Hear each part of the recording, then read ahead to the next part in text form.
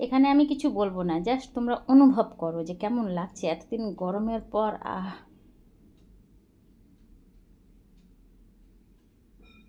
দেখলে কেমন লাগলো? কি সুন্দর শিল পড়েছে না বড় বড়। আমার তো খুব ভালো লাগলো। কয়েকটা শিল তো তুলে আমি খেয়েও নিয়েছি। খুব ভালো লেগেছে আমার।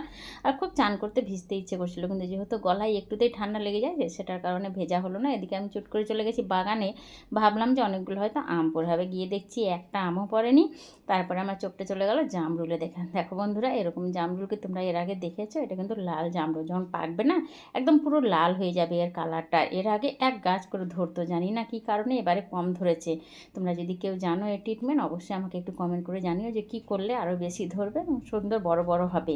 আগে কিন্তু খুব বড় বড় হতো, এবারে সাইজটা কমে গেছে। জামরুলগুলো তোমরা দেখো কাদের কাদের বাড়িতে রয়েছে এরকম, সেটাও বলো অবশ্যই। এই ছিল একটি ছোট্ট ভিডিও, ভালো লাগলে অবশ্যই লাইক করে দিও। এরকম ভিডিও দেখার জন্য চ্যানেলটিকে সাবস্ক্রাইব করে আবার দেখা হচ্ছে, টাটা।